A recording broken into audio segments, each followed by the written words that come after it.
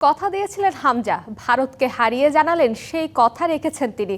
লেস্টারের হয়ে FA cup জয়ের চেয়ে বাংলাদেশের জার্সিতে ভারতকে হারানোর অর্জনকে বড় করে দেখছেন বাংলাদেশের ফুটবলের মেগা স্টার। কোচ কাবরেরা বলছিলেন, হামজাকে পরিবার থেকে দূরে 500 ঘন্টা অনুশীলনের ফল হলো ভারতকে হারানো।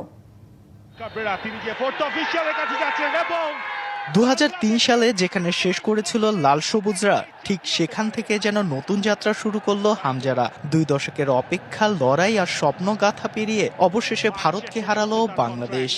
তার আগে এই ম্যাচের জয়টা এএফসি এশিয়ান কাপ বাছাই পর্বে মর্যাদার লড়াইয়ে নৈপুণ্য, দৃঢ়তা আর আত্মবিশ্বাসের মঞ্চে বাংলাদেশ লিখলো নতুন কবিতা ভারতবধ।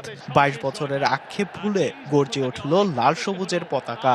বারবার তীরে এসে তড়িডোবা দলটি এবার ছিল বেশ সতর্ক। সবার সম্মিলিত প্রচেষ্টায় ভারতবধের কাব্য লিখতে পেরেছে বাংলাদেশ।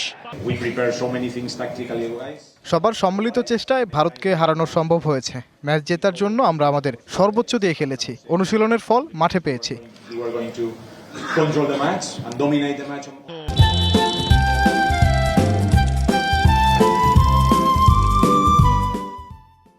লেস্টার সিটির হয়ে খেলা হামজা চৌধুরী যেন এক অনুপ্রেরণার নাম।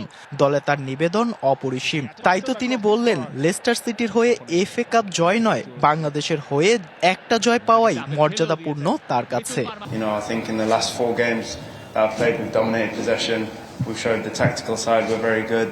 30 অক্টোবর থেকে শুরু হয়েছিল ক্যাম্প, যেখানে 500 ঘন্টারও বেশি অনুশীলন করেছেন খেলোয়াড়রা। সবার আত্মত্যাগের এই ফলাফল বললে জানান হামজা। আমি ম্যাচের পরই বলেছি, আমি তো আসলে ক্যাম্পে একেবারে শেষে যোগ দিয়েছি। কোচ, কোচিং স্টাফ আর খেলোয়াড়রা প্রায় 23 দিন ধরে এখানে আছে। কোচ বলেছেন, 500 ঘন্টার বেশি পরিবার থেকে দূরে, হোটেলে থেকে দেশের জন্য, পরিবারের জন্য কঠোর পরিশ্রম করে গেছে সবাই।